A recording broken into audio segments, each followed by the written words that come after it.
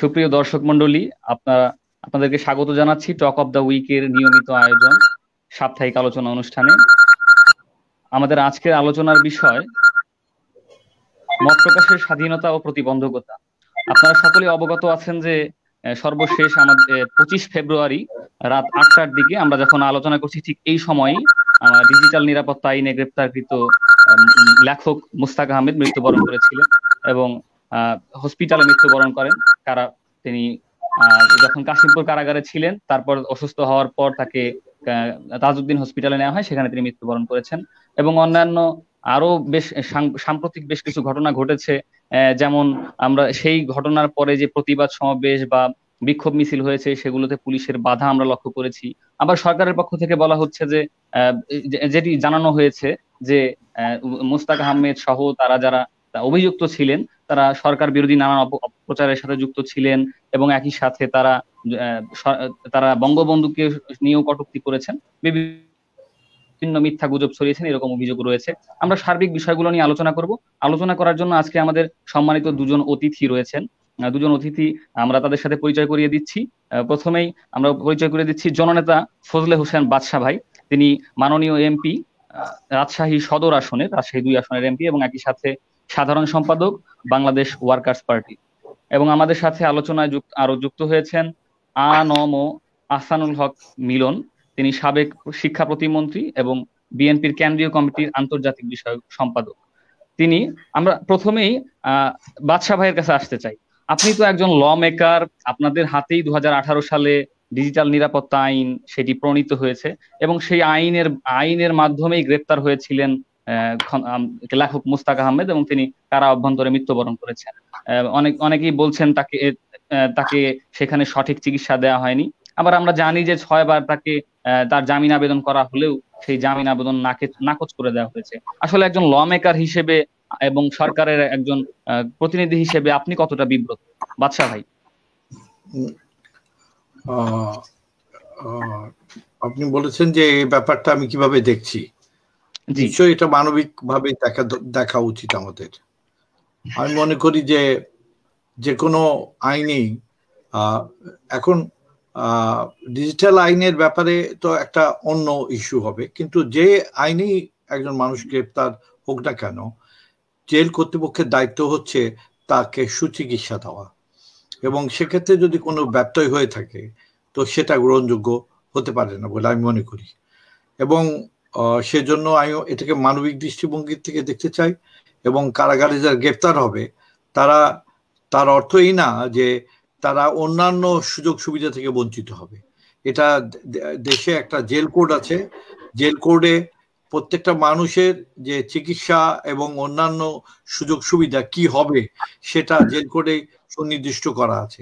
আমার মনে হয় এর যদি কোনো ব্যত্যয় হয়ে থাকে তার জন্য যারা দায়ী তাদের বিরুদ্ধে ব্যবস্থা নেওয়া যেতে পারে। সে ব্যাপারে আমি মনে করি যে আমি একজন সংসদ সদস্যই না, একজন সচেতন রাজনীতিবিদ হিসাবে এবং আমাদের মধ্যে যদি মানবিক দৃষ্টিভঙ্গি থাকে তাহলে এক্ষেত্রে নিশ্চয়ই আমরা একটা ইতিবাচক দৃষ্টিভঙ্গি আমরা রাখবো, এটাই আমি মনে করি। জি, 6 বার আমরা আপনাকে যদি আরো একটু শুনতে চাই আপনার কাছে, 6 বার জামিন আবেদন করেও তিনি জামিন পাননি এবং এই ডিজিটাল সিকিউরিটি অ্যাক্টের মধ্যে আমরা জানি যে 14টি ধারা রয়েছে, যেই ধারা অজামিনযোগ্য, মানে জামিনযোগ্য না, এরকম ধারা। এই আইনটি আসলে আপনি কি মনে করেন মত প্রকাশের স্বাধীনতা কিংবা গণমাধ্যমের স্বাধীনতার পরিপন্থী নয় কি? এবং অভিযোগের পরে অভিযোগ চলাকালীন সময়, মামলা বিচারাধীন সময়েও কেউ জামিন পাবে না, এরকম একটি আইন। এই আইন কতটুকু বাস্তবসম্মত? এটা পার্লামেন্টে পাস হয়েছে, এটা পার্লামেন্টে পাস হয়ে এটা আইন হয়েছে। এটা পার্লামেন্টে যখন এটা পাস হয় তখন আমরা আমাদের বক্তব্য বলেছি, ফলে এখন নতুন করে ওই বক্তব্য বলে কোনো সুবিধা নেই। তবে আমি মনে করি যে এই আইনটা নিয়ে যখন এত কথা উঠছে এটা পর্যালোচনা করা যেতে পারে, এটা ভেবে দেখা যেতে পারে যে এই আইনটা আমাদের মত প্রকাশের স্বাধীনতার জন্য কতটা প্রতিবন্ধকতা সৃষ্টি করছে এবং কত ধরনের মানুষ যারা এর ফলে তাদের অধিকার ক্ষুণ্ণতা হচ্ছে। আমি মনে করি যে এটা পর্যালোচনা করা যেতে পারে, এটা সরকার যদি দৃষ্টি দেন। এবং আমি ইতিমধ্যে শুনেছি যে আমাদের আইনমন্ত্রী বলেছেন যে এটা পর্যালোচনা করার সুযোগ আছে, আমি শুনেছি। তাই মনে করি যে এটা সুযোগ যদি থেকেই থাকে তাহলে এটা পর্যালোচনা করার জন্য এটা আবার পার্লামেন্টে ফেরত নিয়ে আসা যেতে পারে। জি, আমরা শুনেছি যে আইনমন্ত্রী উনি বলেছেন যে এখানে জামিন মামলা বিচার পুলিশ তদন্ত রিপোর্ট প্রকাশের আগ পর্যন্ত পুলিশ কাউকে গ্রেপ্তার করবে না, এমন একটি সংশোধনীর কথা উনি আশ্বাস দিয়েছেন। কিন্তু আমরা আবার আপনার কাছে আসবো, কারণ এর আগে আমরা অনেকবার আশ্বাস শুনেছি কিন্তু সেগুলো দেখেছি যে প্রতিফলিত হয়নি। আমরা একটু মিলন ভাইয়ের কাছ থেকে শুনে আসবো। মিলন ভাই, আপনারা অনেকদিন ধরেই আপনারা ক্ষমতার বাইরে রয়েছেন, কিন্তু আপনারা যখন ক্ষমতায় ছিলেন ঠিক তখনও কি মত প্রকাশের স্বাধীনতা ছিল? তখন তো বিভিন্ন বিষয়ে আমরা দেখেছি যারা ভিন্ন মতাবলম্বী ছিলেন তাদের উপর হামলা হয়েছে, তাদেরকে গ্রেপ্তারও করা হয়েছে। আপনি এই বিষয়টাকে কিভাবে দেখছেন? আপনাদের সময়ে মত প্রকাশের স্বাধীনতা কি ছিল? ধন্যবাদ আপনাকে। আমার শ্রদ্ধেয় নেতা ফজলুদ্দিন বাদশা, সিনিয়র রাজনীতিবিদ, সংসদ সদস্য, তো উনি সর্বোপরি যা বলেছেন তার বাইরে আমার বলার কিছু নেই। তবে আপনি যে কথা দিয়ে আপনি শুরু করলেন, আপনাকে বলবো যে আমরা কখনো ক্ষমতায় ছিলাম না।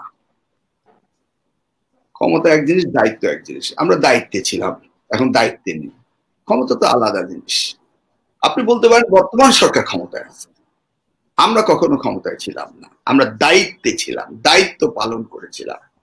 নাগরিকদের দায়িত্ব, সুশাসনের দায়িত্ব, বিচার ব্যবস্থার দায়িত্ব, লেজিসলেটিভের দায়িত্ব, এক্সিকিউটিভের দায়িত্ব, দেশের জবাবদিহিতা, গণতন্ত্র, এই প্রশাসন, সবকিছুর ভিতরে একটা জবাবদিহিতা ছিল। তখন যাচ্ছে তাই হতো না। অতএব আমরা দায়িত্বে ছিলাম এবং দায়িত্ব মোকাবেলা করেছিলাম, ক্ষমতা নয়। দ্বিতীয় হচ্ছে বাদশা ভাই বললেন, এটা ঠিক কথাই বললেন, এখানে আমার বলার কিছু নেই, শুধু উনার সাথে আমার বলা যে ঠিক বলেছেন। আসুন এবার আপনার দ্বিতীয় প্রশ্নের দিকে আসা যায়। আমাদের আইসিটি অ্যাক্টে হতে হবে কেন? That is my question. এটা হওয়ার কোন দরকার নেই। নতুন আইন করা হবে যেখানে এক্সিস্টেন্স ল রয়েছে। কেউ যদি কোড অফ কন্ডাক্টে ভায়োলেশন করে, এন্টি স্টেট কাজ করে, তাকে সাজা দেওয়ার মতো অনেক আইন রয়েছে। পাকিস্তান আমল থেকে, ব্রিটিশ আমল থেকে এমন কোন আইনের অভাব নেই যে আইন দিয়ে একজনকে না ধরা যায়। ধরুন 1974 ইমার্জেন্সি অ্যাক্ট, তাই না? আপনাকে যদি এখানে একটু সম্পূরক প্রশ্ন করি, যেমন আমাদের যেমন ফেসবুক বা হোয়াটসঅ্যাপ, টুইটার, এরকম যে ডিজিটাল মাধ্যম হয়েছে, সেই মাধ্যম। আমার কথা শেষ হোক, তারপর আপনি প্রশ্ন পাবেন, তারপর আপনি প্রশ্ন করতে পারবেন। ঠিক আছে? আপনি আসুন যে আমরা কালো আইন যেটাকে বলি, 1974 অ্যাক্ট, যেটা বঙ্গবন্ধু শেখ মুজিবুর রহমান সাহেবের সময় হয়েছে, আপনি সেটা দিয়েও কিন্তু একজনকে ধরে নিয়ে যেতে পারেন এবং তাকে সেই বিচার ব্যবস্থা আওতায় আনতে পারেন। এমন তো কিছু না, একটা লোক অন্যায় করবে, তাকে আইনের ভিতরে অনেকগুলো ধারা থাকে, একটি ধারার ভিতরে ওকে অন্তর্ভুক্ত করে আপনি বিচার। আমরা তো 1974 অ্যাক্টকে কালো আইন বলে আখ্যায়িত করছি। কালো আইনের পরে তো আর কোনো কালো হতে পারে না, তাই না? এটা কি রেড আইন, আগুন দিয়ে পড়ানো হবে? তাহলে আপনি কেন আইসিটি অ্যাক্টটাকে করা হলো?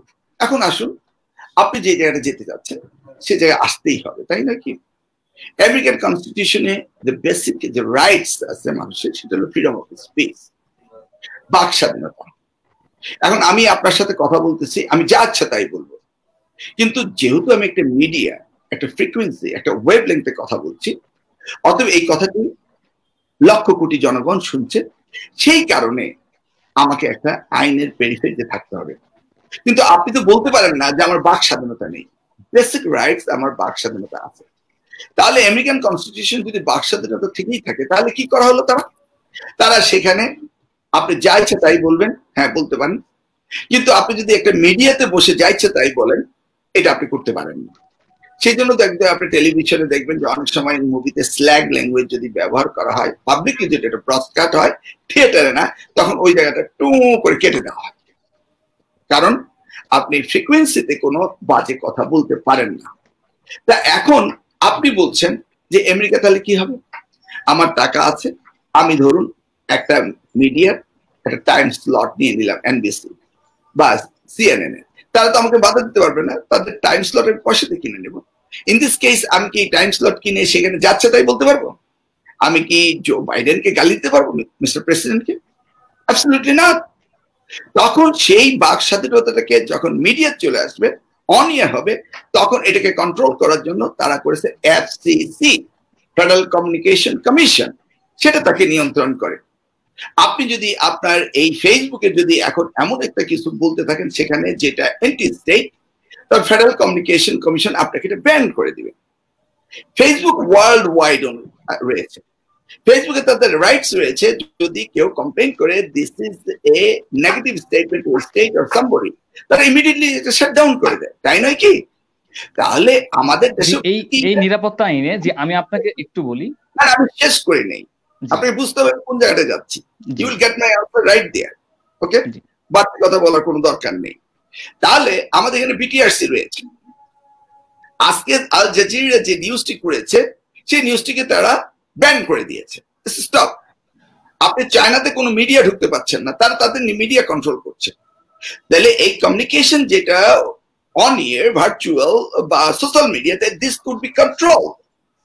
আপনি কন্ট্রোল করলেই তো আর দেশদ্রোহ হচ্ছে না। I made a statement, big statement, right, it would be control like Facebook, any media. তাহলে সেই জায়গায় আবার নতুন ভাবে আইসিটি আইন করা হচ্ছে।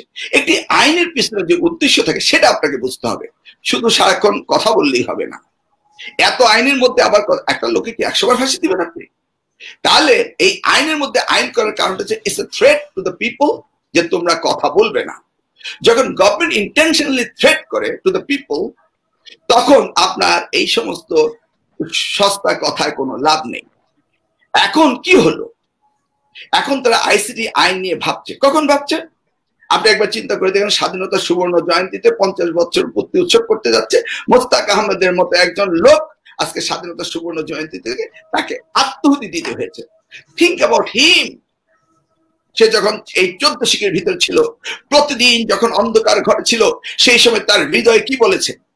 50 বছর সুবর্ণ জয়ন্তীতে স্বাধীন সার্বভৌম বাংলাদেশের ভিতরে থেকে তাকে একটা আইসিটি ভুয়া আইন দিয়ে তাকে কারাগারে নিক্ষিপ্ত করে তাকে মৃত্যুর করে ফেলে দেওয়া হলো। Do you understand that? Put his shoes on your toes, then you will realize what is this.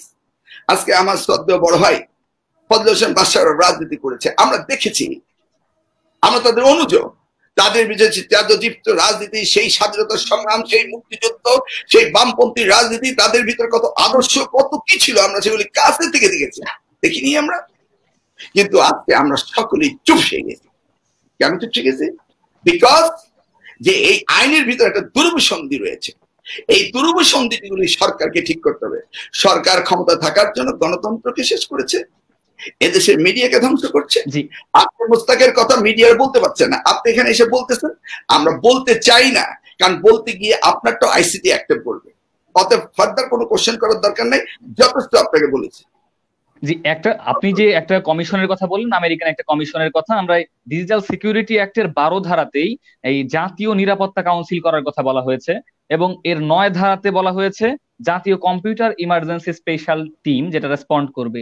এরকম মানে আমেরিকান যে আপনি কথাগুলো বললেন, এইখানে কিন্তু এই সংবিধানের এই ডিজিটাল সিকিউরিটি অ্যাক্টের এই 2টা ধারায় এটা গঠনের কথা বলা হয়েছে, যদিও তার বাস্তবায়ন আমরা এই মুহূর্তে এখন পর্যন্ত লক্ষ্য করিনি। আমরা একটু বাদশা ভাইকে শুনে আসবো। বাদশা ভাই, যেটি মিলন ভাই বলছিলেন যে আমেরিকাতেও যেরকম কমিশন হয়েছে, এটা আমারটা আমি দিয়ে দিই আপনাকে। তো আমি প্রথমে বুঝিয়ে বললাম যে আইন যেটি রয়েছে, যে এক্সিস্টিং আইনের ভিতরে সকলকে পানিশমেন্ট দেওয়ার ব্যবস্থা রয়েছে। অন্য একটি আইন করা হয়েছে উদ্দেশ্য প্রণোদিত ভাবে। আমেরিকাতে ফেডারেল কমিউনিকেশন কমিশন উদ্দেশ্য প্রণোদিত ভাবে মানুষকে কুক্ষিগত করার জন্য এমন কোন আইন তৈরি করা হয়নি। অতএব আপনার 12 ধারা 9 ধারা কি রইল, এগুলি ইম্যাটেরিয়াল। আইনের উদ্দেশ্যটা কি সেটা আপনাকে চিন্তা করতে হবে। সেটা আপনাকে চিন্তা করতে হবে। জি জি, আমরা একটু বাদশা ভাইকে শুনে আসবো। বাদশা ভাই, এখানে ডিজিটাল সিকিউরিটি অ্যাক্টের যে ধারাগুলা রয়েছে, সেই ধারাগুলার মধ্যে যে মামলাগুলা হয়েছে, আমরা যদি সর্বশেষ মামলাগুলা লক্ষ্য করি, যে এইখানে আমরা দেখছি যে এখন পর্যন্ত এর আগে যে সাইবার সিকিউরিটি অ্যাক্ট ছিল, সেটি সহ সব মিলে মামলার নিষ্পত্তি হয়েছে 990টি মামলার নিষ্পত্তি হয়েছে, যার মধ্যে সাজা হয়েছে 25টিতে। তার মানে আমরা দেখতে পাচ্ছি যে 990টির মধ্যে 25টিতে সাজা হয়েছে, মানে ম্যাক্সিমাম মামলাগুলাই মিথ্যে মামলা হয়। সেই মিথ্যে মামলা কিন্তু সেটি চলমান থাকা অবস্থাতেও যদি জামিন না দেওয়া যায়, এরকম একটি আইন থাকার কি যৌক্তিকতা? যেটি মিলন ভাই বললেন যে এই আইনটি থাকারই একেবারে দরকার নেই, আপনি কি মনে করছেন আসলে কি আইনের থাকার দরকার আছে কি নেই? আমি এই আইনটি সম্পর্কে আমি পরে বলছি। আমি মিলন ভাই একটা আইনের কথা তুলেছেন, একটা কালো আইনের কথা, সেটা হলো স্পেশাল পাওয়ার অ্যাক্ট 1974। এটা যদি কালো আইন হয়ে থাকে, কিন্তু বিএনপি ক্ষমতায় আসার পর কিন্তু এই আইনটি বাতিল করা হয়নি, এই আইনটি কিন্তু কাজে লাগানো হয়েছে। এবং আমি বিএনপি আমলে প্রায় 2 বছর জেল খেটেছি স্পেশাল পাওয়ার অ্যাক্টে। এবং এখন মিলন ভাই বলছেন খুব মানে কালো আইন হিসাবে, কিন্তু এই কালো আইনে আমি ছাত্র রাজনীতি করতে যে প্রায় 2 বছর কারাগারে ছিলাম। আচ্ছা, এখান থেকে বেরিয়ে আসার পর কিন্তু আরো অনেক নতুন নতুন আইন, এরশাদ আমলেও কিন্তু 74 একটা বাতিল করা হয়নি। আমরা পরবর্তীতে এরশাদ আমলেও জেল খাটলাম। আমরা ছাত্র রাজনীতি করতে যে এতবার যে কারাগারে গেছি, এই সময়কালে বহু রকম কালো আইন ফেস করে গেছি। আমরা ক্যান্টনমেন্ট দেখেছি, আমরা ক্যান্টনমেন্টের ভিতরে টর্চার সেল দেখেছি, এই সমস্ত দেখেছি সামরিক আইনের অধীনে। জেনারেল সাহেবরা যখন ক্ষমতায় থাকেন তখন এগুলো করেন, এটা আমরা অভ্যস্ত। তো আমি মনে করি যে সামরিক শাসন আমলে যে মানে আইনের অপব্যবহার হয়েছে, এটাও কিন্তু মিলন ভাই আশা করি বিবেচনার মধ্যে রাখবেন। সেটা যদি বিবেচনার মধ্যে না রাখেন, তাহলে কিন্তু মানে এটা একতরফা আলোচনা হয়ে যাবে। আমি সেক্ষেত্রে আমি মনে করি যে অতীতে যেমন মানুষের বাক স্বাধীনতা সামরিক সরকারগুলোর আমলে ছিল না, এবং সেখানেও আমাদের উপরে নিপীড়ন হয়েছে, আজকে যদি সেই ধরনের কোনো পরিস্থিতির শিকার, সেই ধরনের কোনো পরিস্থিতির আবার পুনর্ভাব ঘটে, আমি বলতে চাই যে আইসিটি লয়ের ভিতরে যে সমস্ত অগণতান্ত্রিক বিধিগুলো রয়েছে, যা মানুষের মানে মানুষের বাক স্বাধীনতাকে খর্ব করে, কিংবা আজকে মানুষের কথা বলার স্বাধীনতাকে খর্ব করে, সেগুলো অবশ্যই অপসারিত হওয়া উচিত, এটা আমি মনে করি। কিন্তু কথাটা হচ্ছে যে এটার ব্যবহারও কিন্তু সুষ্ঠুভাবে হচ্ছে না। এখানে আপনি ইউটিউবে খুলে দেখবেন যে কিছু লোক দেশের অনেক বিষয়ে অনেক রকম অ্যান্টি গভর্নমেন্ট কথা বলছে, এবং তাদের কথাবার্তা কিন্তু অনর্গল চলছে, সেগুলো বিরুদ্ধে কিন্তু সরকার কোনো পদক্ষেপ নিচ্ছে না, করছে বিশেষ বিশেষ জায়গায়। এখানে বলবো যে সেটাও কিন্তু কিছুটা পক্ষপাতিত্বের দোষে দুষ্ট। আমি মনে করি যে এই আইনটার ব্যাপারে যে প্রশ্ন এসছে, আমি মনে করি এইটা পর্যালোচনা করা যেতে পারে। এমন কোনো আইন এমন নেই যে এটা পর্যালোচনা করে এটার বিরুদ্ধে যে সমস্ত বিষয় রয়েছে, যে সমস্ত এরর রয়েছে, সেগুলোকে মানে সংশোধন করে এটাকে ঠিক ব্যবহার উপযোগী করা যেতে পারে। এই ক্ষেত্রে কোনো মানে আমি আপত্তির কোনো কিছু দেখি না। সেক্ষেত্রে আমি বলি যে আজকে এটাকে ধরে অনেক কথা এসছে, এটা ঠিক, এবং এর মধ্যে কিছু কিছু এই প্রতিবাদের কারণে আজকে অনেকেই দেখা যাচ্ছে জামিন পাচ্ছেন, কার্টুনিস্ট থেকে শুরু করে অনেকেই জামিন পেয়েছেন। আমি মনে করি যে এই জামিন দিয়ে দেওয়াটাই শুধুমাত্র ব্যাপার নয়, আমাদের উচিত হবে যে গোটা লটাকে রিভিউ করা, এবং এটার ভিতর থেকে যে সমস্ত বিষয়গুলো মানুষের বাক স্বাধীনতাকে কিছুটা খর্ব করে এবং গণতান্ত্রিক অধিকারকে খর্ব করে, সেগুলোকে রোধ করার ক্ষেত্রে পদক্ষেপ নেওয়া উচিত। জি জি, ধন্যবাদ। আপনি অনেক স্পষ্ট করে বলেছেন যে এই আইনটি রিভিউ হওয়া উচিত।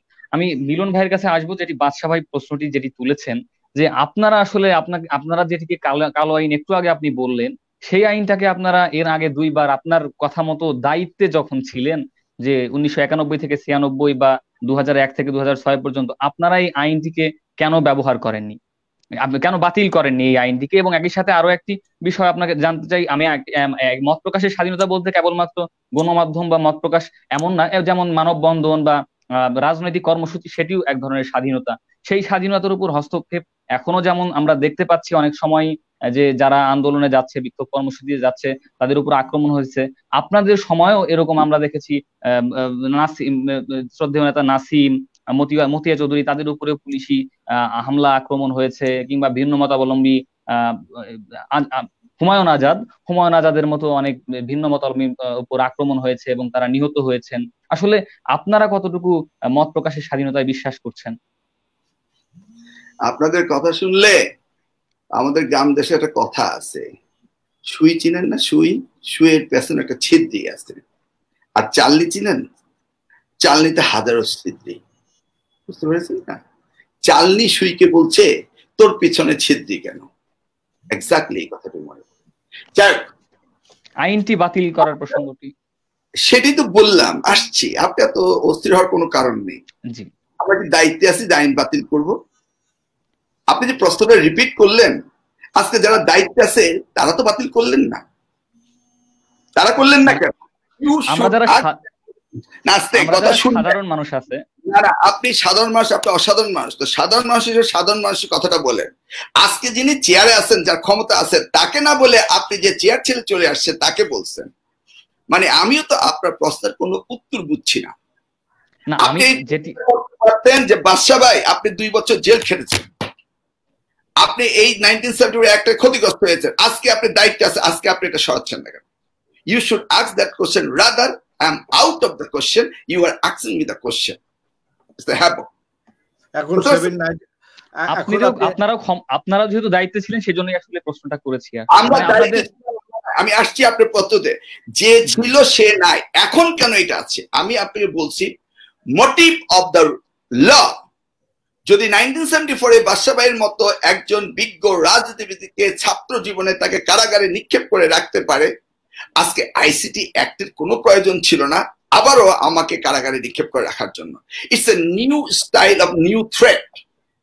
The concept, the theme behind it you must understand. আপনি একটা ফেসবুকে একটা মন্তব্যকে লাইক করার আগে 10 বার চিন্তা করেন whether I should do it or not. You see, আপনাকে রাষ্ট্র আপনাকে ভীতি সৃষ্টি করছে, রাষ্ট্র আপনাকে এমন একটা আতঙ্কে রাখছে যে আপনি স্বাধীন সার্বভৌম দেশের স্বাধীন নাগরিক না। At that point আপনি বলছেন আমাদের সময় মতিয়া চৌধুরীকে পিটানো হয়েছে। হ্যাঁ, আমাদের সময় তো আমরা মাগুরাতে 1 সিট নিয়ে নাকি দুর্নীতি করেছি, এটা তো গল্প কাহিনী শুনতাম। আর আপনি 300 সিট দখল করে নিলেন, আপনি আমাকে 1 সিটের কথা বলছেন।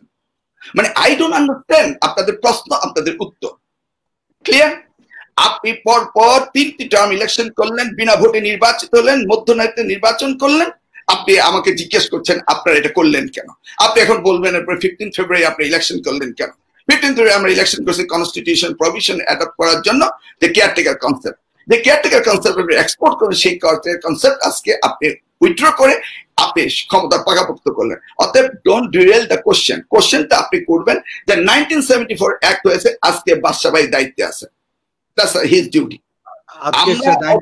আপনি উত্তম হতে পারবেন না, আমরা অধম হতে পারবেন না, আমরা তো আইসিটি অ্যাক্ট করে। আমি যে কথাটা আসতে চাচ্ছি, আপনি কথা ঘুরিয়ে দেন বারবার, সেটা হচ্ছে বাদশা ভাইরা হচ্ছে আমাদের শেষ আশ্রয়স্থলের শেষ বিন্দু কণা। Do you understand what I mean by that? এই লোকগুলি আজকে চলে যাবে কিছুদিন পরে। আমি বলবো এই বাদশা ভাইরা স্বাধীনতা যুদ্ধ হতে শুরু করে এই যে আন্দোলন, এই যে ছাত্র রাজনীতি করেছেন, তারা আমাদের মতো আমার জুনিয়রদের বাংলাদেশের জন্য কি রেখে গেলেন সেটাই বলছি। শেষ আশ্রয়স্থলে বিন্দু কণা উনারে হলেন আমাদের। কিন্তু উনারা যদি আমাকে প্রশ্ন করেন উনার কি রেখে গেলেন, এইটা যদি না বলেন, এই যে আজকে কালো আইনের কারণে মোস্তাক মারা যাওয়ার কারণে কিশোর রিলিজ হলো। আর আমি গহর রিজভির ইন্টারভিউ শুনেছিলাম, ওই আল জাজিরাতে জিজ্ঞেস করা হচ্ছিল শহীদুল তো আপনার good friend, he is my good friend. তাহলে গুড ফ্রেন্ড মানে কি? You treat a good friend like this? এই যে দেশের অবস্থা, মূল জায়গাটাই অ্যাড্রেস করুন। একজন কাটা ছিটাছিটি করার দরকার নেই। আজকে 13টি বছর একটি দল ক্ষমতায়, আমাকে জবাবদিহিতা করতে হবে কালো আইন বাতিল কেন? আমাকে চিন্তা করতে হবে আজকে মিডিয়ারা কথা বলছে না কেন, আজকে আমাকে জবাবদিহিতা করতে হবে যে এই বিদেশি নিউজ গুলো কেন আজকে এই কথাগুলি বলছে। Do have to say this thing?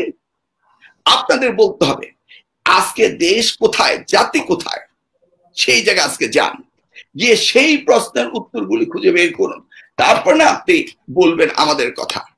আজকালকার দিনে আওয়ামী লীগের নেতারা কথায় কথায় বিএনপি। আরে ভাই, সেদিনকে বিএনপির নেতারা গিয়েছিলেন শহীদ জিয়ার খেতাব নিয়ে নিছে সেটার জন্য মানববন্ধন করতে প্রেস ক্লাবের সামনে, সেখানে আপনারা মানববন্ধন করতে দিচ্ছেন না, আপনারা পিটাচ্ছেন। কি পুলিশকে উস্কানি দেওয়া হয়েছে, কিভাবে উস্কানি মুখে বক্তৃতা দেওয়া হয়েছে, সেই জায়গায় উস্কানি দেওয়া হয়েছে। আজকে গণতন্ত্রের নামে আপনি ফেস্টিভাল সৃষ্টি করেছেন, ডিক্টেটরশিপ সৃষ্টি করেছেন। আজকে রাস্তায় গিয়ে এই মাইক্রোফোনটা নিয়ে আপনি জনগণের পালস রিড করেন, জিজ্ঞেস করেন এরশাদ ভালো ছিল না আজকের গভর্নমেন্ট ভালো ছিল, জিজ্ঞেস করুন। You take the pulse of the human society, সেখানে গিয়ে কথা বলবেন। সত্য কথা বলার সুযোগ নেই, অতএব আর কথা বাড়াবেন না, খোঁচা প্রশ্ন করবেন না, কারণ আপনিও আমাকে আইসিটি অ্যাক্টে ঢুকানোর জন্য চেষ্টা করছেন। আমি সেটাই বলবো, you plan to give me a case in the ICT act, সেই জন্য আপনি অবান্তর প্রশ্নগুলো করেন। যেখানে আমরা ক্ষমতায় নাই, 13 বছর একটা দল ক্ষমতা, তাকে আপনি জিজ্ঞেস করতে পারেন না আপনার। আমি জিজ্ঞেস করেছি যে আপনারা যখন ক্ষমতায় ছিলেন তখন হলো না কেন এই কাজটি, সেটি জিজ্ঞেস করেছি। এখন হলো না কেন, দ্যাট ইজ দ্য কোশ্চেন। জি জি, এটি আমরা এটি বাদশা ভাই, জি বাদশা ভাইকে এই প্রশ্নটি আমি করব। জি, ইউ অ্যান্টাগনাইজ মি যে আমরা যেন এমন কথা বলি আমি আবার আইসিটি অ্যাক্টে পড়ি। জি না, বিষয়টি এমন নয়। আমি বললাম একটা লাইভ দিতে কেউ চায় না, আইসিটি অ্যাক্টে পড়বে। আর আপনার এই টকশোতে গিয়ে আমার কি লাভ হবে? আমি জানি এই টকশোতে কথা বলা মানে আইসিটি অ্যাক্টে পড়া। এই যতগুলি কথা বলছে এর মধ্যে 20টা মামলা হতে পারে আমার নামে। আর do you know that? Will you be responsible for that? জি, এই বিষয়টি আমরা বাদশা ভাইকে জিজ্ঞেস করব। এটি জি বাদশা ভাই, 20টি কথা আমি বলে ফেলেছি যেটা আইসিটি অ্যাক্ট এই মামলাতে হবে। আর আপনি বললেন 5000 মামলা হয়েছে, 25টি মামলায় দোষী সাব্যস্ত হয়েছে। 990টি মামলা নিষ্পত্তি হয়েছে, 25টিতে দোষী সাব্যস্ত হয়েছে। তাহলে এই যে 25টি হয়েছে এটা আইনটি কার্যকর হয়েছে, আর 990টি দোষী সাব্যস্ত হয়নি। তাহলে আপনি কি জানেন উন্নত বিশ্বে আপনি মিথ্যা মামলা করতে পারেন না? যে পুলিশ অফিসার মিথ্যা মামলা করবে, যদি সে এভিডেন্স প্রমাণ না করতে পারে, he will fire from the job. আপনি যে মিথ্যা মামলা করে যে হয়রানি করা হলো 990 জনকে, ডু ইউ আন্ডারস্ট্যান্ড এই হয়রানিটার মাত্রা কত? আপনি জানেন এই আইনে এই ভুল এইটি আছে, এই আইনের দুর্বলতাটি রয়েছে। কথাটা শেষ করিনি। আজকে বাদশা ভাই টকশোতে আসছে, আমি 100 বার অনুরোধ করেছি আমি আসবো না, বাদশা ভাই নাম শুনে আমি আসছি, বুঝতে পেরেছেন তো? আমি হাজিরা দিয়ে এসে অসুস্থ হয়ে যাই, আমার নামে 70 বছর বৃদ্ধাকে 35 জন মিলে ধর্ষণ করে মেরে ফেলেছি মন্ত্রী থাকা অবস্থায়। মন্ত্রী অবস্থায় ভ্যানিটি ব্যাগ ছিনতাই করেছি স্বামী স্ত্রী 2 জনে। মন্ত্রী থাকা অবস্থায় নোকিয়া ফোন ছিনতাই করে 37টি মামলা দিয়ে আমাকে 4 বছর জেলে রাখা হয়েছে। কি হয়রানি আপনি সেটা বুঝতে পারেন? 990 জন খারিজ হয়ে গেল, সেটা আপনি খুব আনন্দ ডিক্লেয়ার করলেন। শুনেন না, আমার পয়েন্টটা ওইটা ছিল না। আমার পয়েন্ট ছিল বুঝে চুপ হয়ে গিয়েছে, বাদশা ভাইরা বুঝেছে দেশটি কোন দিকে গিয়েছে, তাই তারা চুপ হয়ে গেছে। আমি আর আলোচনায় কথা বলবো না, আমি শুধু আমার বড় সিনিয়র নেতার কথা শুনবো, কারণ আমি কথা বললে আমি আইসিটি একটা মামলায় পড়বো। আমি বাদশা ভাই, আমি একটু কথা বলি। আপনি জি বাদশা ভাই, সবাই এরকম সেলফ সেন্সরশিপে চলে যাচ্ছে, কথা বলতে চাচ্ছে না, এমন একটি বিষয় না। কথা বলতে চাচ্ছে না এরকম না, মিলন ভাই যথেষ্ট কথা বলেছেন। এবং না না, এবং আপনি খুবই উত্তেজিত হয়েছেন। আমাদের উত্তেজিত হওয়ার কিছু নেই। আমি একটু কথা বলি। আপনি পেছনের দিকে ফিরে তাকিয়ে থাকেন যে বিএনপি যখন ক্ষমতায় ছিল তখন বিরোধী পক্ষকে দমন করার জন্য কি কি করা হয়েছে। আমি যদি বলতে শুরু করি তাহলে কিন্তু আপনি কিন্তু অসুবিধায় পড়বেন। আমি এই কথাগুলো বলতে চাই না, না, আমি শুনতে পারবো, কিন্তু আমি যখন আবার এই গভর্নমেন্টে 13 বছর বলতে পারবো, তখন আপনি কি অসুবিধায় পড়বেন বলুন? তাহলে পারে আপনার আপনার আমলটাও যে নিষ্কণ্টক আমল ছিল আমাদের জন্য, এটা আপনি আর বলতে পারছেন না, তার অর্থ এই দাঁড়ায়। তার অর্থ এটাই দাঁড়ায় যে আমিও বলতে পারছি না আপনি সুন্দরভাবে দেশ চালাচ্ছেন। মানে বিষয়টা হলো তাহলে আমরা সাধারণ মানুষ যারা আছি তাদের কি অবস্থা হবে? মানে আপনারা যে যখন ক্ষমতায় থাকবেন তাদের ইচ্ছে মতো আপনারা নিয়ন্ত্রণ করবেন, মত প্রকাশের স্বাধীনতাকে দমন করবেন আপনাদের নিজের সময়ে, কিন্তু আমরা সাধারণ মানুষটা কি করবো? না, এটা তো অনেকগুলো ঘটনা ঘটেছে এবং বিএনপি আমলে সবচেয়ে বড় ঘটনা ঘটেছে গ্রেনেড হামলা। এর চেয়ে বড় সন্ত্রাসী ঘটনা হতে পারে না। আর সবচেয়ে ভুল করেছেন আপনারা যেটা, যে নিজের ভুলগুলো কিন্তু স্বীকার করা দরকার। মিলন ভাই আমি যে এলাকায় থাকি এই এলাকায় একটা নতুন আবির্ভাব ঘটেছিল বাংলা ভাই, এবং এটা গভর্নমেন্ট প্ল্যান্টেড একটা টেররিস্ট গ্রুপ এখানে নিয়ে আসা হয়েছিল আমাদেরকে দমন করার জন্য। তো এগুলো তো আমরা ফেস করেছি, উই হ্যাভ টু ফেস। এবং এই কাজগুলো কিন্তু আমরা জানি যে গভর্নমেন্টের হার্ড কোর থেকে এগুলো পরিচালিত হয়েছে।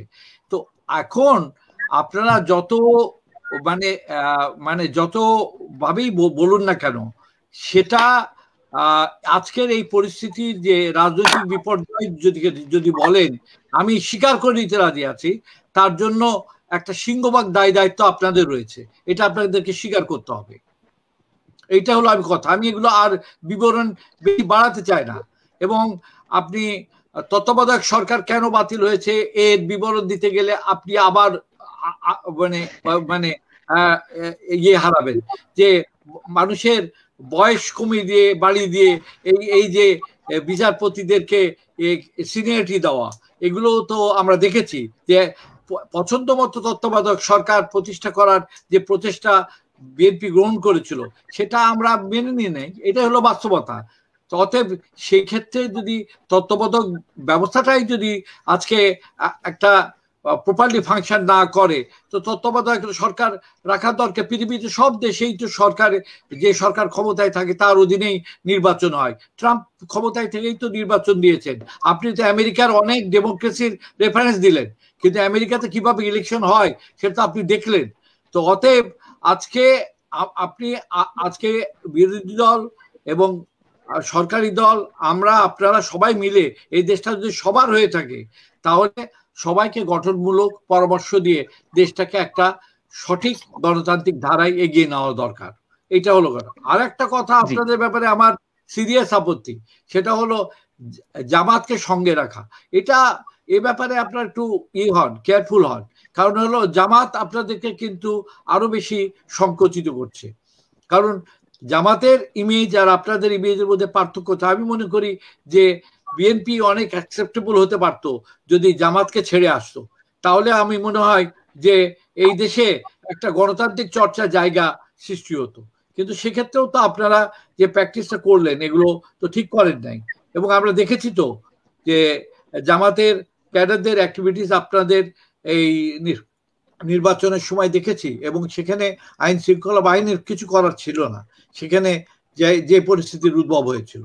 এতে আমি জানি দেশের বাইরে থেকে এর পিছনে বাদশা ভাই আইন শৃঙ্খলার বিষয়টি যদি একটু বলতেন, যে পুলিশি নির্যাতন কিংবা বিভিন্ন সভা সমাবেশের ক্ষেত্রে অনুমতি না দেওয়া কিংবা মানববন্ধন করতে গেলে পুলিশি হামলা, এই বিষয়টিকে আপনি কিভাবে দেখবেন? আপনারাও যখন আমি সাধারণভাবে আমি মনে করি বাক ব্যক্তি স্বাধীনতা থাকা দরকার।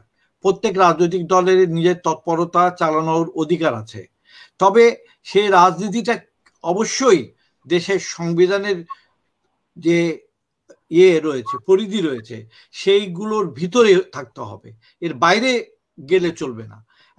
এখন কেউ যদি বলেন যে আমি আমার সংবিধানকে আমি ডাস্টবিনে ফেলে দেবো, এটা কেউ বলতে পারে না, কিন্তু এই কথাও আমাদেরকে শুনতে হয়েছে। তার আজকে এই সংবিধান কিন্তু আমরা খুব কষ্ট করে রচনা করেছি। আমি জানি না মিলন ভাই মুক্তিযুদ্ধের সময় কোথায় ছিলেন, আমরা কিন্তু অস্ত্রে ছিলাম। আমাদের তখন জীবনটা ছিল একেবারে বন্দুকের নলের সামনে। আমরা এই ঝুঁকি নিয়ে এই দেশটা স্বাধীন করেছি এবং এই সংবিধান প্রণয়ন করেছি, এবং এই সংবিধানকে কেউ যদি ডাস্টবিনে ফেলতে চায়, কিন্তু আমরা কিন্তু ডাস্টবিনে ফেলতে দিব না। এটা একটা আমাদের মতো জেনারেশন যতদিন পর্যন্ত আছে সেটা আমরা রোধ করব, এগুলো বিবেচনা করা দরকার। এখন কথা হচ্ছে মানুষের সভা সমাবেশের অধিকার কিংবা মত প্রকাশের অধিকার, এই বিষয়ে আপনারা পার্লামেন্টে আপনার স্পষ্ট আপনার কথা কেমন, আপনি জোরালো ভূমিকা রাখতে পারেন আপনি চাইলেই, আপনি সেটি রাখেন? আমি আমার পার্লামেন্টে আমার বক্তব্যগুলো শুনবেন। আমি মনে করি যে প্রত্যেক রাজনৈতিক দলের সভা সমাবেশ করার অধিকার আছে, নির্বাচনে অংশগ্রহণ করার অধিকার আছে, এবং নির্বাচন যাতে সুষ্ঠু হয় এবং নিয়মতান্ত্রিক ভাবে হয় সে ব্যাপারেও আমাদের ভূমিকা আছে। আমরা সর্বশেষ মোস্তাক হত্যাকাণ্ডের পরের দিন থেকেই টানা 2-3 দিন আমরা দেখলাম ঢাকাতে শাহবাগে বামপন্থী বিভিন্ন ছাত্র সংগঠনগুলো যখন আন্দোলনে নেমেছিল, আন্দোলন ঠিক নয়, বিক্ষোভে যখন নামলো, ঠিক তখন আমরা দেখলাম পুলিশ ভীষণভাবে লাঠি পেটা করলো এবং আহত করে দিল শিক্ষার্থীদের বা বাম নেতাদের। আপনি এই বিষয়টিকে কিভাবে দেখছেন? আমি দেখেছি এই ঘটনাগুলো দেখেছি, সে কারণেই আমি বলছি যে এটা নিয়ে যখন এত ক্ষোভ এবং বিক্ষোভের এবং প্রশ্নের জন্ম দিচ্ছে, তখন আমরা নিশ্চয়ই সরকার এই আইসিটি একটা রিভিউ করতে পারে, যে যাতে এটা মানুষের কোনো কোনো ব্যক্তি স্বাধীনতাকে ক্ষুণ্ণ না করে, সেটা আমাদের বিবেচনা। আইসিটি অ্যাক্টের বাইরে গিয়ে যদি আপনি পুলিশের ভূমিকাটি নিয়ে একটু যদি বলতেন, পুলিশ কেন নিরপেক্ষ ভূমিকা পালন করতে পারছেন না, কিংবা একটা দলের কন্ট্রোলে চলে গিয়ে অনেকটা রাজনৈতিক নেতাদের মতো বা ক্যাডারদের মতো ভূমিকায় চলে গেছেন বলে অনেকের অভিযোগ। আপনি কি বলছেন বিষয়টিকে, যে বিরোধী রাজনৈতিক দলকে সভা সমাবেশ করতে দেওয়া হচ্ছে না? আমি গত 40 বছর এই দেশে পুলিশ সবসময় সরকারের অনুগত বাহিনী হিসাবেই কাজ করেছে বলে আমি দেখেছি। ফলে এর ধারাবাহিকতা রয়েছে, এবং এই ধারাবাহিকতা থাকা উচিত না, বরং আইন অনুসরণ করে পুলিশকে কাজ করা উচিত, এটা ঠিক আমি মনে করি। কিন্তু এটা এই সরকারের ঘাড়েই শুধুমাত্র দোষ চাপিয়ে দিয়ে লাভ নেই। আমরা বলতে পারি এই সরকারকে ক্রিটিসাইজ করতে পারি, সমালোচনা করতে পারি, কিন্তু অতীতের অভিজ্ঞতাগুলোকেও আমাদের মনে রেখে এই কথাগুলো বলতে হবে। জি, অনেকেই সবার কথা হলো যে আপনারা যেহেতু এই মুহূর্তে দায়িত্বে আছেন, বর্তমান নিয়ে সবাই আসলে বেশি উদ্বিগ্ন, সেজন্যই আসলে আপনাদের কাছেই বারবার ফিরে যায়। আমরা পার্লামেন্টে আছি, তার মানে আমরা সরকারের দায়িত্বে আছি তা না, বিএনপিও পার্লামেন্টে আছে, অতএব তারাও তো দায়িত্বে আছে। জি জি জি, আমরা একটু মিলন ভাইয়ের কাছ থেকে শুনবো। বিএনপি পার্লামেন্টে নেই। আমি হতবাক হয়ে গেলাম যে ফখরুল ইসলাম আলমগীরকে শপথ নিতে দিলেন না মিলন ভাইরা। কেন?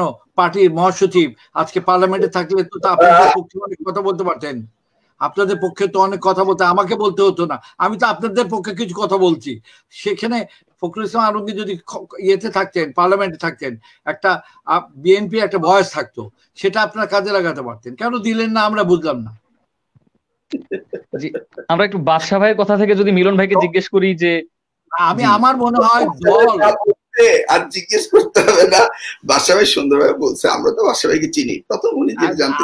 আমি একটা কথা বলি যে বিএনপির একটা এখানে গণতন্ত্র চর্চার একটা বড় সুযোগ আছে যদি নেতৃত্ব বিএনপির এখানেই থাকে। এখানে ম্যাডাম জিয়া ছিলেন, তার তো বয়স হয়েছে, সেটা বিবেচনা করেই আমি তার প্রতি শ্রদ্ধা রেখে বলতে চাই যে এখানে বিএনপিকে ফাংশন করতে হবে, এখানে বিএনপি নন ফাংশনিং। ফলে বিএনপির ভিতরে বহু ধারা উপধারার সৃষ্টি হয়েছে, এবং বিএনপি অ্যাকচুয়ালি একটা খুব কনস্ট্রাকটিভ একটা অল্টারনেটিভ হিসেবে, আওয়ামী লীগের অল্টারনেটিভ হিসাবে পিপুলের সামনে আসতে পারছে না। এবং আমরা যখনই একটা প্রশ্ন আসে যে কোন দেশে সরকার পরিবর্তনের প্রশ্ন আসে, আমেরিকার কথা বলেছেন, যখনই ট্রাম্পের বিকল্প চিন্তা করে জো বাইডেন, তো আমরা আজকে যদি জননেত্রী শেখ হাসিনার অল্টারনেটিভ চিন্তা করতে হয়, তাহলে who will be the alternative? এখন তারেক জিয়া আছেন লন্ডনে, আর বেগম জিয়ার সম্পর্কে আমরা বুঝি, তাহলে পরে এখন একটা নেতৃত্ববিহীন দল, এবং ফখরুল ইসলাম আলমগীরকে নাই করে দিয়েছেন আপনারা, এবং যদি এইভাবে আপনারা একটা দলকে নিয়ে আমার সাথে ঝগড়া করেন, কোনো লাভ হবে না। আমি আপনার সব কথা মেনে নিলেও আপনাদের কোনো লাভ হবে না। জি, আমরা একটু বাদশা ভাইয়ের যে একটি প্রশ্ন ছিল সেইখান থেকে একটু যদি মিলন ভাইকে জিজ্ঞেস করি। জি, গুছিয়ে বলে দিই। প্রথম বর্ষে জানতে চাইছে মিলন তুমি কোথায় ছিলে 1971-এ? আমি আসলে ক্লাস 10 এর ছাত্র ছিলাম। আমার বড় ভাই আপনি জানি যে আপনি আমার জুনিয়র, আমি জানি আপনার সম্পর্কে আমি ইন ডিটেইল জানি, এটা বাদ কা বাদ, আপনি ওটা না আমিও বলে দিচ্ছি। আমার ভাইয়েরা যখন দেশে আসলো তখন ওনারা দেশে এসে আমাদেরকে সাথে নিয়ে এই সারাস্তি নাওর একটা স্কুল আছে, সেই স্কুলে ফাইটও আমাদেরকে নিয়ে গিয়েছিল। আমরা হলাম ডোমেস্টিক, আপনাদের হেল্পিং হ্যান্ড ছিলাম ছোট ভাইরা। তাহলে আমরা মুক্তিযুদ্ধের সাথে সবসময় সম্পর্কিত ছিল। এখন আসি, আমি তো আগেই বলেছি যে এই বাসাবাড়ি হচ্ছে কিন্তু আমাদের লাস্ট ব্যাচ মুক্তিযুদ্ধের, এরপরে কিন্তু আর নেই। মানে আমরা আসছি, আমরা কিন্তু ডিরেক্ট ইন্ডিয়াতে যুদ্ধ করিনি। আমাদের ব্যাচের 2-4 জন, ওই আমরা ডেইলি স্টারে দেখেছিলাম 2 বছরের বয়সের লোক মুক্তিযুদ্ধ করেছে, মার কোলে বসে মা রাইফেল ধরেছে। ডেইলি স্টারে আমরা কার্টুন দেখেছিলাম। 90 জনের চাকরিচ্যুত হয়েছিল ফলস মুক্তিযোদ্ধার লিস্ট দিয়ে। কয়েকদিন আগে ফলস মুক্তিযোদ্ধা হিসাবে চাকরি গেল, 2 বছর এক্সটেনশন নিল LGD chief engineer Wahidur Rahman সাহেব, এগুলি করেছেন। আমি সেই জায়গায় যাচ্ছি না, আমি যাচ্ছি বাসা ভাইদের এখানে, যে ওনারাই হচ্ছেন এই স্বাধীনতা সংগ্রামের যুদ্ধের লাস্ট ব্যাচ, এরপরে কিন্তু আর নেই। আমার প্রশ্নটি হলো, এই সব বিতর্ক করছি, কিন্তু ওনারা যেই জন্য যুদ্ধ করেছিলেন, যেই মুক্তিযুদ্ধের চেতনা নিয়ে, সেই মুক্তিযুদ্ধের চেতনাটা কি ওনারা রেখে যেতে পারছেন কিনা, এই প্রশ্নটি আয়নার সামনে দাঁড়িয়ে বাদশা ভাই একবার ভেবে আমাদের জন্য একটু সুন্দর বাংলাদেশ দেখে যান। আপনি আমাকে জিজ্ঞেস করুন না কেন, আমরা যে স্বপ্ন নিয়ে মুক্তিযুদ্ধ করেছি সেই স্বপ্ন এখনো বাস্তবায়ন করতে পারিনি, এটা হলো বাস্তব সত্য কথা। এটা কেন আমাদের তো আর শেষ আসার কেউ রইল না। আপনাদের এই ব্যাচটা ধরেন 65 ইয়ার্স, 70 ইয়ার্স থেকে 76 80 ইয়ার্স, এই ব্যাচের তো লাস্ট ব্যাচ মুক্তিযুদ্ধের, সবাই চলে যাচ্ছে। আমরা যাদের চিনি নামি দামি লোক সবাই চলে যাচ্ছে। এনিওয়ে, তো এখন বাদশা ভাই যেগুলি বললেন, আরেকটি প্রশ্ন কিন্তু আপনাকে করেছিলেন, সেটা হলো 21শে আগস্টের বিষয়টি নিয়ে বিরোধী দলমত। জি, আপনাকে স্মরণ করিয়ে দিতে হবে না, আমি আসছি, আপনি একটু ধৈর্য ধরুন, আমি আসছি, আপনি একটু ধৈর্য ধরুন উপস্থাপক, আমি আসছি। আমি 21শে আগস্টের ব্যাপারে কোনো উত্তর চাই না। না না, আমি উত্তর দিচ্ছি না, কিন্তু দিতে হচ্ছে। বাদশা ভাই, 21শে আগস্টের জ্ঞানের ঘটনা ঘটেছে, এইটার বিচার হচ্ছে, বিচার হয়েছে, হবে। এই ধরনের পলিটিক্স গুলো কেন কোত্থেকে হয়, আমি যদি সেই জায়গায় যেতে চাই তাহলে আরেকটু যদি ভালো করে বলতেন, জজ মিয়া নাটক সহ বিষয়টি নিয়ে একটু যদি বলতেন। আপনাকে যদি আমি বলি আমি কি কাউকে রেপ করেছি, এই নাটকটাই সরকার কেন করছে? Do you understand? You ask a question, you don't understand যে বাদশা ভাই 2 বছর জেল খেয়েছে, আমি 4 বছর জেল খেয়েছি। গতকালকে আমি হাজিরা দিয়ে এসে টকশো বসতে চাচ্ছি না। Do you feel it? আমি যে George Miah, can you answer me? I am alive George Miah. Everyday I go to the court. আমার 37টি মামলা আছে, আমার হাজার মামলা। I am alive George Miah. আমাকে জর্জ মিয়া বানিয়েছে দেশ সরকার। What is your answer? You tell me. I'm just giving my shout down. অবশ্যই মামলা যদি মিথ্যা হয়, মামলা যদি মিথ্যা প্রমাণিত হয়, বাদশা ভাই, আমি 37টা আমার নামে দুর্নীতি দমন কমিশনে কোনো মামলা নেই, আমার নামে পয়সা আত্মসাতের কোনো মামলা নেই। আমার নামে মামলা হলো 2010 সাল থেকে এই পর্যন্ত এখন 37টি মামলা চলছে, একটি মামলার পর আরেকটি মামলা। আমি হলাম বাংলাদেশের সবচেয়ে বড় জর্জ মিয়া। এখন আসেন, এই যে পুলিশের কথা বললেন,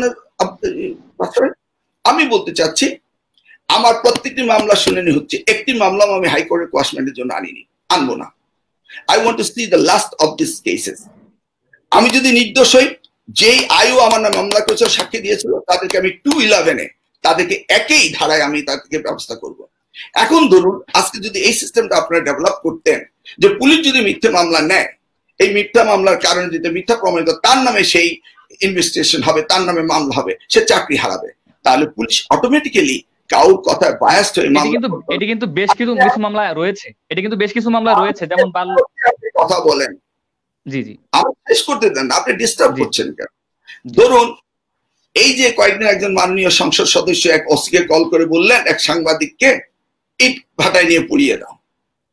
এই যে পুলিশকে বললেন, পুলিশ কিন্তু এটা করেনি।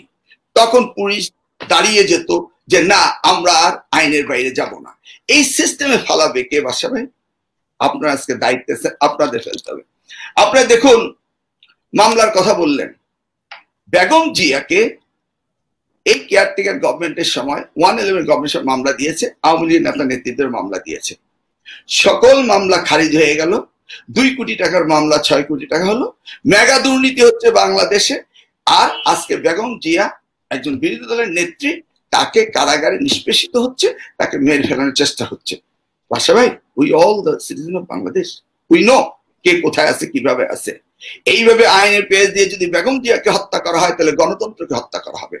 আপনি দেখতে পাচ্ছেন তো সেটা। এটা যদি আমরা রিয়েলাইজ না করি, তাহলে আমরা ভবিষ্যৎ বাংলাদেশকে কিছু দিয়ে যেতে পারবো না। আসুন, আপনি আমরা অন্যায় করছি, আপনি বলছেন, আমি তর্ক করব না, কিন্তু জিয়া রহমানের খেতাব নেওয়া, এটা নিয়ে কথা বলা, এটা কি সমীচীন হচ্ছে? চিন্তা করুন। আর সেটা নিয়ে যখন আমরা একটু আন্দোলন করতে যাই, আর আমাদেরকে কিভাবে পুলিশ দিয়ে পিটানো হচ্ছে। আপনি জামাতের কথা বললেন, জামাতের সাথে তো আপনারা একত্রে বসে গোলাম আজমের কেয়ারটেকার কনসেপ্ট আপনারা করলেন, করে আপনারা দেখলেন যে আমরা ভুল করেছি এই কনসেপ্টে। আমরা তো এই কনসেপ্টটাকে অ্যাপ্রুভ করেছি, সংশোধনে আমরা তো পার্লামেন্টের পাস করেছি 13শ সংশোধনীতে। আপনারা কি করলেন?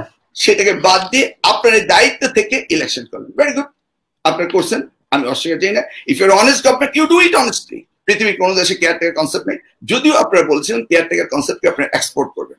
ফাইন, আপনি এবার আসুন। 1991 সালে ইলেকশন কি সুন্দর, 1996 সালে ইলেকশন কি সুন্দর, 2001 সালে ইলেকশন কি সুন্দর, 2008 সালে ইলেকশন, যত কিছুই হোক, ইলেকশন তো প্রপারলি করার চেষ্টা হয়েছিল। আর 2014 সালে ইলেকশনে আসুন, 2018 সালে ইলেকশনে আসুন। তাহলে আপনাকে আমি ডেটা স্ট্যাটিস্টিক্যালি প্রমাণ করে দিচ্ছি যে ইটস ডেটোরেটিং।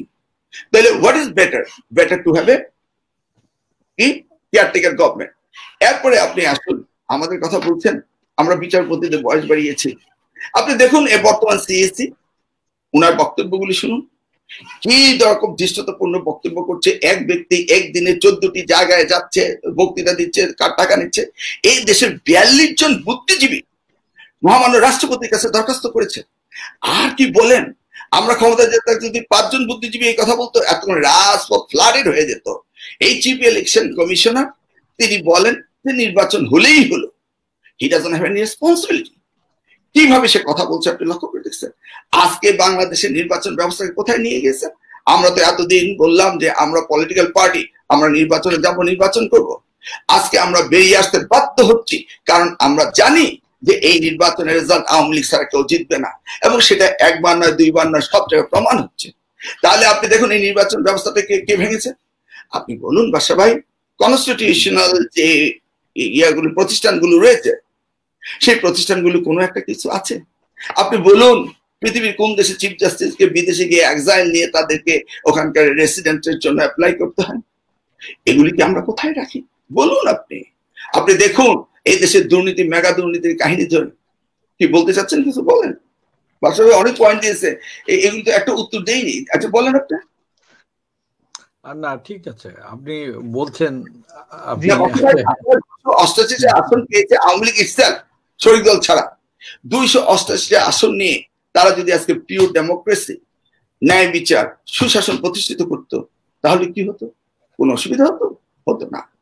আজকে বিরোধী দলকে ধ্বংস করে দেওয়া হচ্ছে, এক নায়তন্ত্র প্রতিষ্ঠিত করা হচ্ছে। আজকে আপনি বলুন বাংলাদেশে ফ্যাসিবাদ প্রতিষ্ঠিত হয়ে যাচ্ছে। Where we are standing. আমি তো বললাম, আমি প্রত্যেকটা কথা বলার সময় পেটের থেকে মুখে আনি, মুখের থেকে পেটে ফেরত নেই, কারণ I don't want to say anything. I will be again convicted by ICT Act through this gentleman Imran Hossain, and he's trying best for that.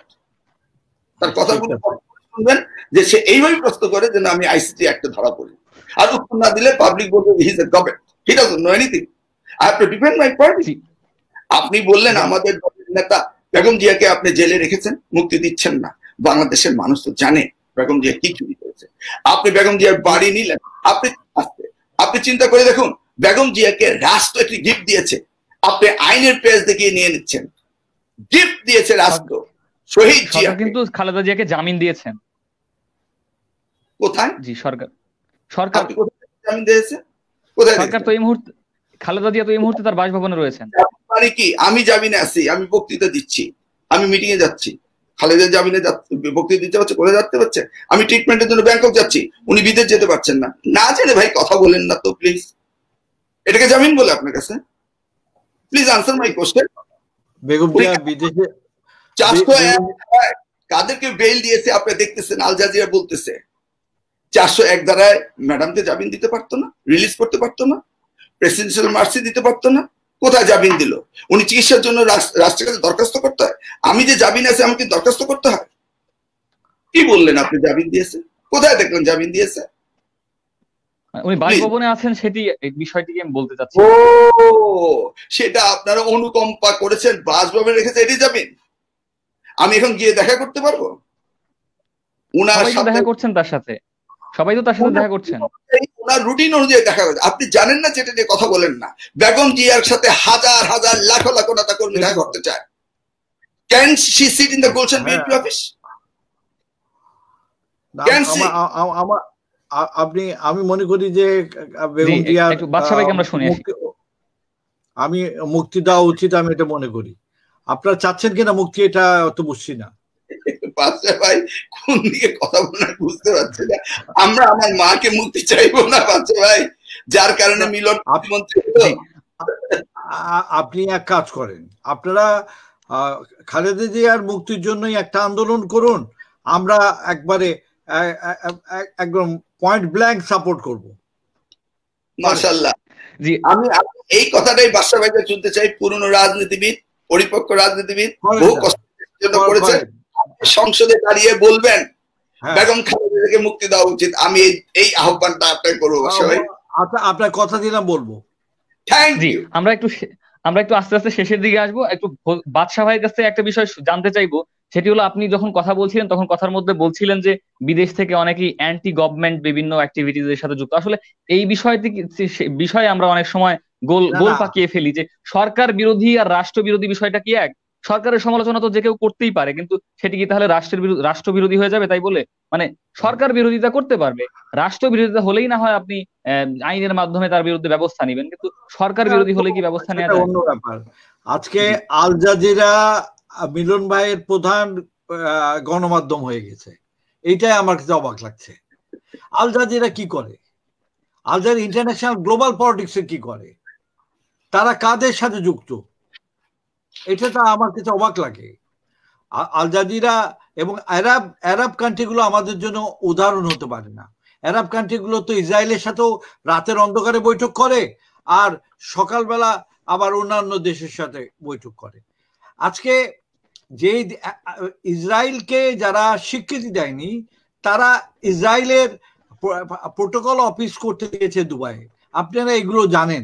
আজকে এমনকি আল জাজিরা তারা কখনো ইসরায়েলের বিরুদ্ধে কোনো ক্রিটিক্যাল নিউজ করে না।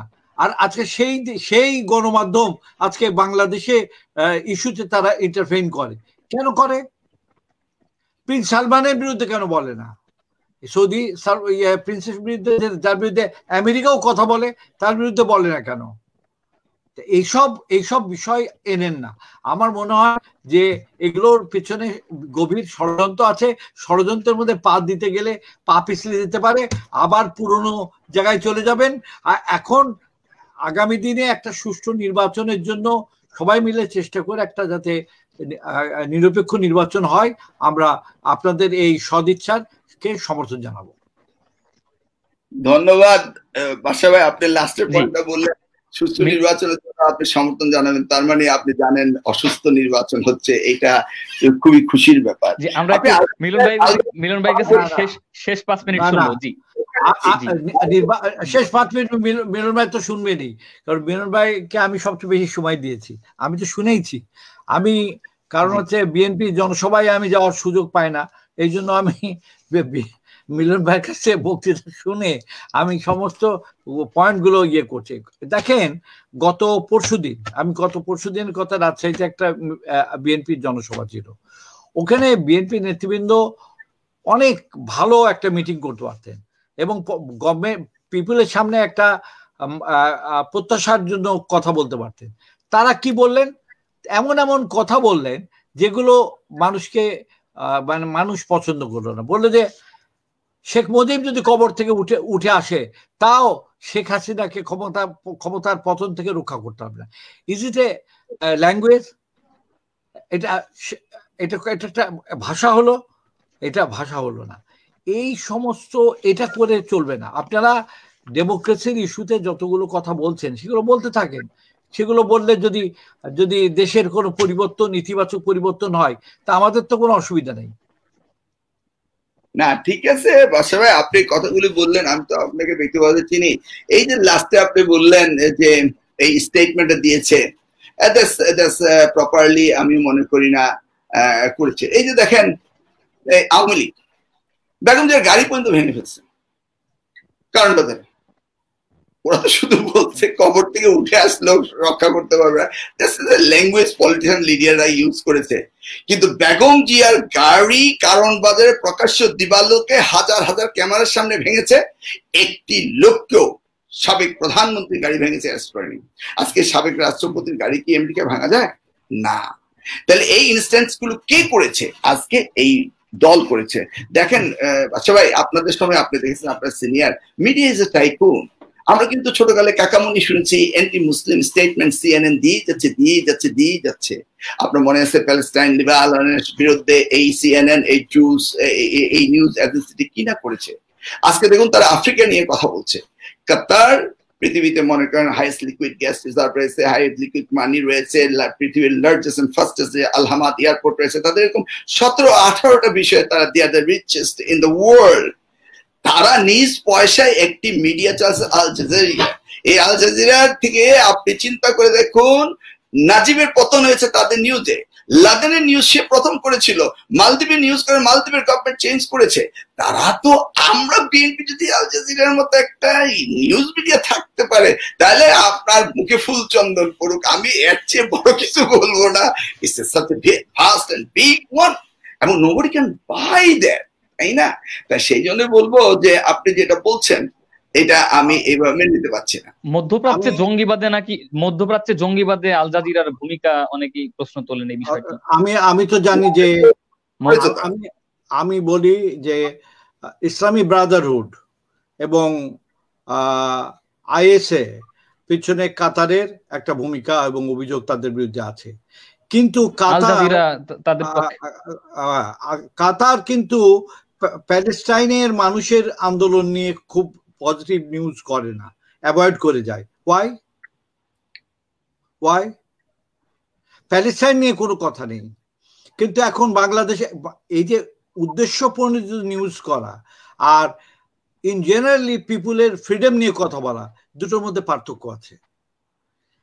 আমি মনে ভাই, আমি আল জাজিরার সঙ্গে কথা বলতে পারি না। লেটস সে একটা পয়েন্ট, পাসপোর্টের মধ্যে কতগুলি লোক সিগনেচার করছে, পাসপোর্ট বেরিয়েছে, আইডি গুলি চেঞ্জ করা হয়েছে, সার্টিফিকেট চেঞ্জ করেছে, মাদার নেম চেঞ্জ করা হয়েছে, ন্যাশনাল আইডি চেঞ্জ করা হয়েছে। এই নিউজটা কি বাংলাদেশে, এটা তো নিউজ, এটা কি বাংলাদেশের কোনো মিডিয়া করতে পারতো? আমি জাস্ট একটা আচ্ছা, আপনার ধরেই নিলাম যে আপনার এই নিউজটা করাতে আপনাদের সুবিধা হয়েছে, এই জন্য এটা নিয়ে অনেক কথা কথা বেরিয়ে আসছে। পাসপোর্ট অফিস, ইমিগ্রেশন অফিস ঠিক থাকবে, মানুষ সচেতন হবে, আইনের সুশাসন হবে, অ্যাডমিনিস্ট্রেটিভ ওয়ার্ক ঠিকভাবে হবে। এই জন্য এই নিউজগুলো তো আমাদের ইনভেস্টিগেশন, আমাদের মিডিয়ার করার কথা ছিল।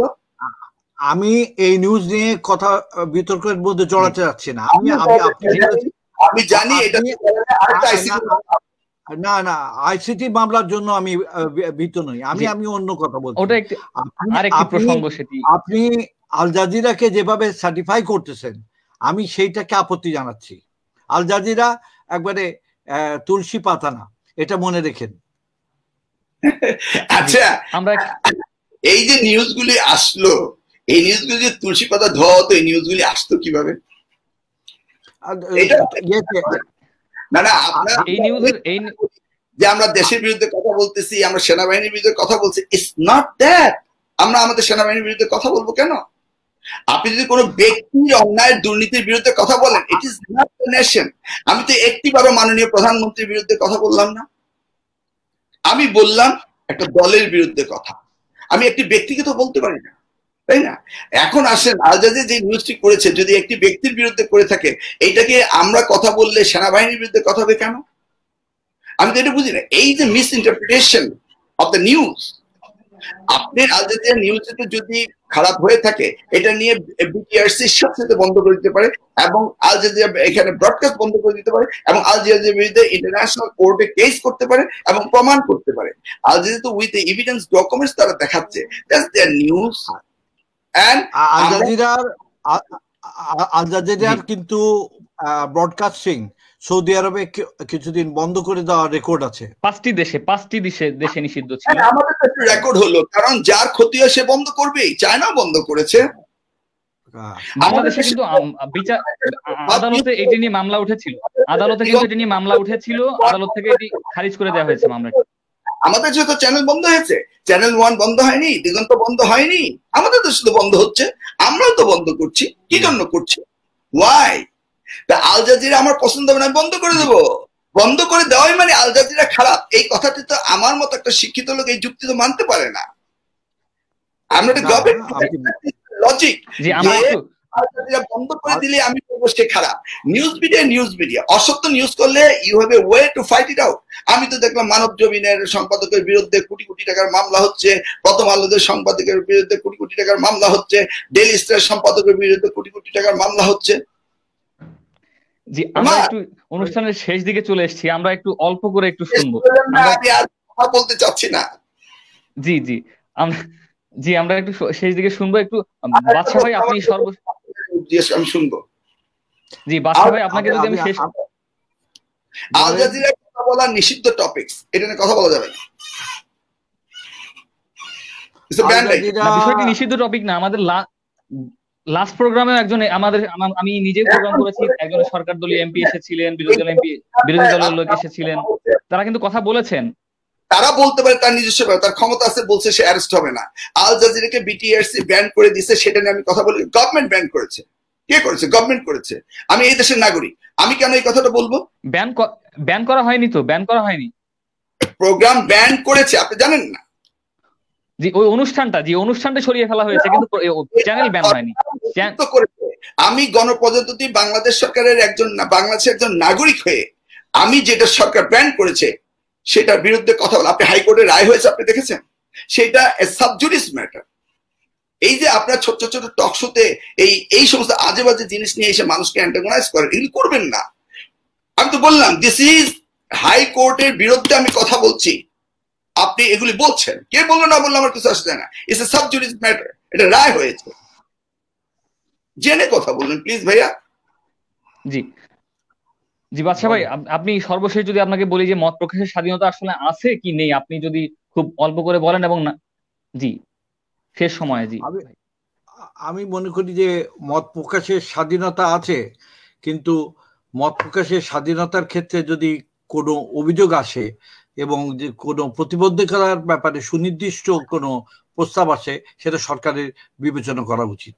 মত প্রকাশের স্বাধীনতা একটা দেশে থাকা উচিত, তবে সেটা নিশ্চয়ই সংবিধানকে অতিক্রম করে নয়, এইটুকু আমি বলতে পারি। জি জি মিলন ভাই, যদি 1 মিনিটে আপনার কথা সামারাইজ করতেন। আমি কি সামারাইজ? আমি তো গতকালকে হাজিরা দিয়ে আসছি। আমি তো মনে করি আমি এখন পরাধীন দেশের নাগরিক। গল্পতে পড়েছিলাম যে হুজুরের শুক্রবারে নামাজ পড়তে যাননি। জিজ্ঞেস করলো কেন নামাজ পড়বেন না? পরাধীন দেশে শুক্রবারে নামাজ হয় না। আমি যেহেতু মিথ্যা মামলায় প্রতিদিন গিয়ে কাঠ গড়ায় দাঁড়াচ্ছি, আজকে 12টি বছর, 2010 থেকে মামলা শুরু করেছে, এর কোনো রকম প্রতিকার হচ্ছে না। প্রত্যেক সপ্তাহে যাচ্ছি। আমি যখন প্রতিদিন রাতে না ঘুমিয়ে সকালবেলা হাজিরা দিতে যাই, তখন আমি বুঝি আমি কোন দেশে আছি। আজকে মোস্তাক আহমেদের স্ত্রীকে জিজ্ঞেস করুন উনি কোন দেশে, কোন স্বাধীন নাগরিক। আমি এই জন্য বলেছি যার যার সমস্যাগুলো আপনার পায়ে পড়ুন, put my shoes on your toes, you will feel it. এই সমস্ত কথা বলে কোনো লাভ নেই। দয়া করে আমাদেরকে এই সমস্ত টক শোতে দেখেন না please. Talk show is a bad show. আমি 100 বার বলছি আমি যাবো না। সে আপনাকে লাইনে বসিয়ে রাখছে, তারপর আমি আসছি জাস্ট টু অনার বাস্তা ভাই। He will never ever get me. আপনি জিজ্ঞেস করেন আমি কি বলেছি। He will never ever get me this kind of talk show, I swear. বুঝতে পারছেন? তারা যে সমস্ত প্রশ্নগুলি করে এগুলির মানি হচ্ছে এগুলি রেকর্ডিং হবে, তারপর আইসিটির মামলা হবে। He will submit the evidence.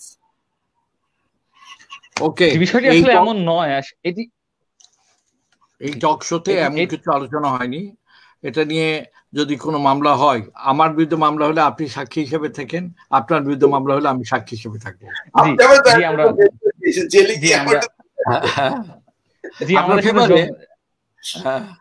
এবং উনিও অসুবিধা পড়লে আমরা দুজনে থাকবো।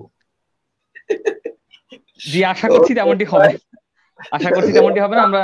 আমরা অনুষ্ঠানে একদম শেষে চলে এসেছি। আমাদের অনুষ্ঠানে যোগ দেওয়ার জন্য আনম ইহসানুল হক মিলন ভাই এবং শ্রদ্ধেয় ফজলে হোসেন বাদশা ভাই দুজনকেই ধন্যবাদ জানাচ্ছি, এবং যারা অনুষ্ঠানটি এতক্ষণ ধরে দেখলেন তাদের সবাইকে ধন্যবাদ। জি, মিলন ভাইয়ের কথা বলার জন্য আমি এসেছি, না হলে আমাকে খুঁজে পেতেন না আপনি। Thank you. Thank you.